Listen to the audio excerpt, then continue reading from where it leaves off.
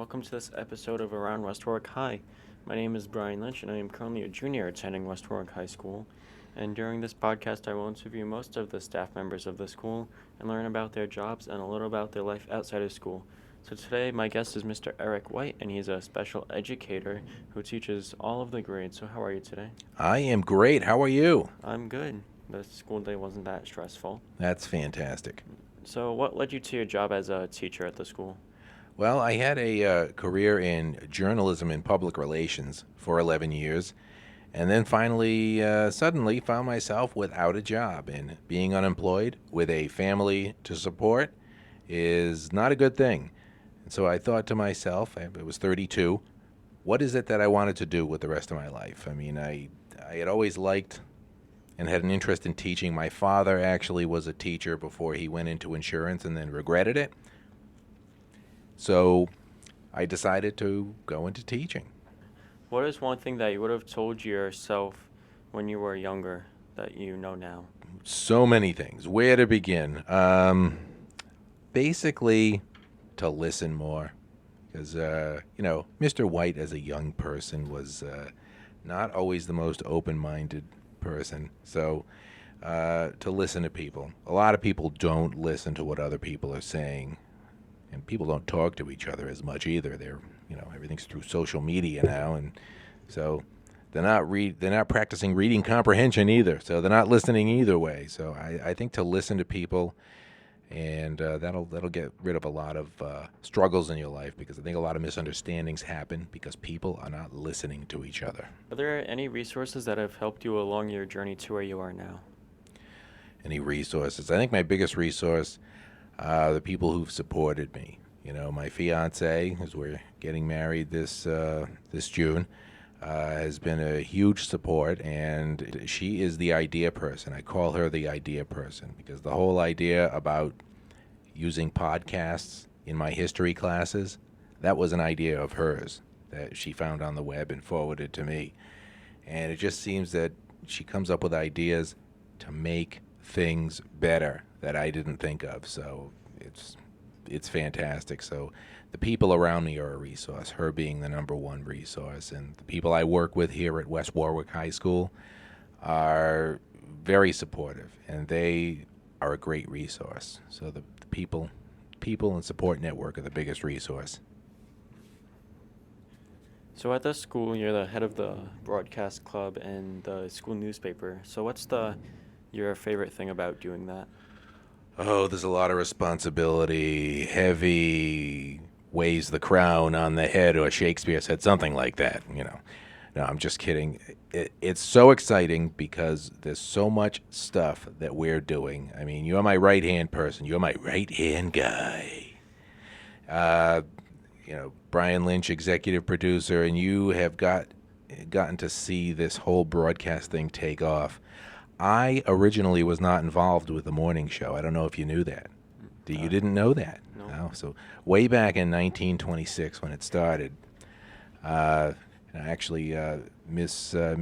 Latoile was the vice principal here, and Mr. Solomon, who was the principal and now was still working for the district, he wanted a morning show.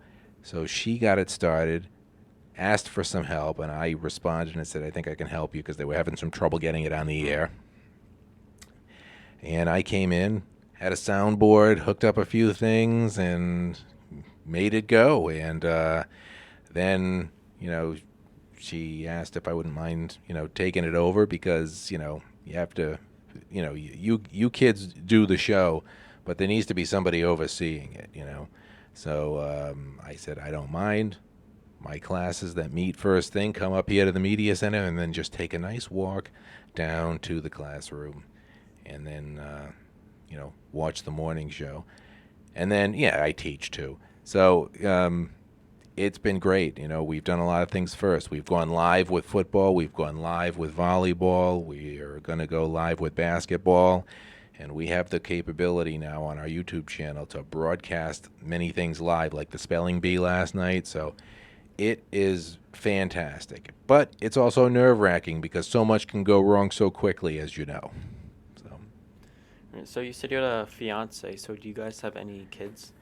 We don't. We do have kids. We don't have any kids together because we're too old and broken down right now. But yeah, we have kids.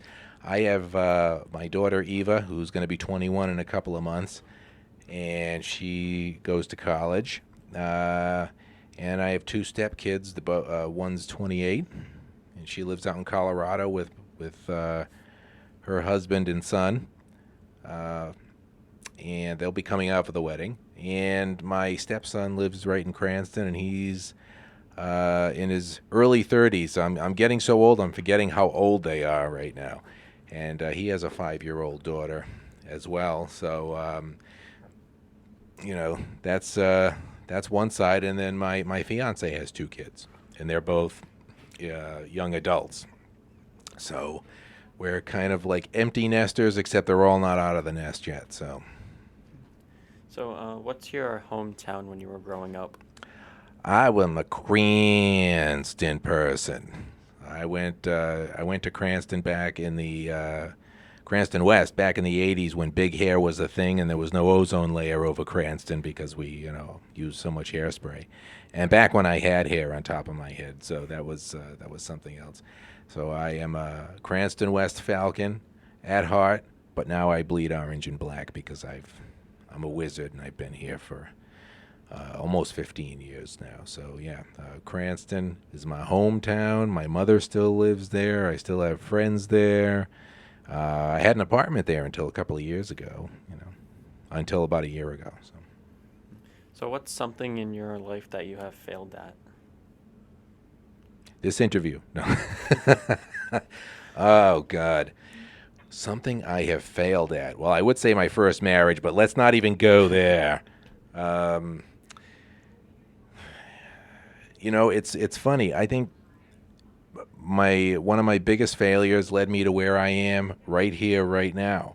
I was fired from a job in marketing and public relations, and then I had to really take a look at myself at 32 at what I was going to do with my life. And I had always had an interest in teaching. My father was a teacher, and I just went for it. And it was a big risk, and I took a huge pay cut, but I had to reinvent myself and build myself up. So that failure in that career led me to the right career. So failure, I mean, nobody likes to fail at anything, but you really do learn more from failing than from succeeding. So, since you're a teacher, you have a desk, and to get from your house and to school, you have a car. So, out of those three things, your house, your desk, and your car, which one would you clean first? None of them. None of them I refuse to clean. I'm going to say house because my fiance is listening, and I love cleaning the house. I just can't get enough of it. um, yeah, I would clean that first. My desk is another story. I'm so busy teaching and mentoring the youth of tomorrow, or the youth of today who are going to lead the world tomorrow, that I don't get a lot of time to clean my desk. And I'm up here in the morning show room cleaning up here because none of you guys do it. So I'll say my home. What are you curious about right now? I'm curious about how this whole impeachment thing is going to shake out with Trump. I mean, being a history teacher, you think how all things presidential generally go, but I've been so wrong about this guy so many times, and I think a lot of other people have too. We're seeing our country change. We're seeing people more divided than they've been in a very long time, and I'm just curious to see what happens. I mean, I'm not too invested in one side or the other. I'm not really a Republican. I'm not really a Democrat, even though do lean more to be more liberal. But I'm just curious to see what's going to happen, and also with this election, because I think no matter who wins, it's still going to be very obvious that we have a deep divide in this country between the left and the right. So that's what I'm curious about. Have you ever thought of starting a business or an invention that you could have made? Starting a business. I've never thought of starting a business. I'm not really a business person, even though I really admire people who start their own businesses and put all the work into them. Invention. I think the person who invented those huge marshmallows is a genius. One of the best inventions of mankind. I'm very easy to please. I don't set the bar too high, you know.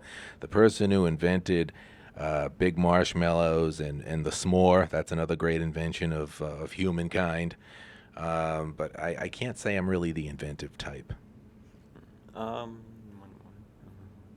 what's your favorite word? Okay, my favorite word. I'm going to spoil the dad joke of the week, which is tomorrow, but I think this is coming out after that. I'm not really sure. My favorite word is a Spanish word, jalapeno. And the dad joke of the week is, how can a pepper be angry? And the answer is, because it can get jalapeno face. Yay. So I can hear the 900 plus students groaning right now, and I haven't even told the joke yet. So All right. So thank you for joining me today. thank you for having me. And for all your listeners, I'll be back next week with another episode.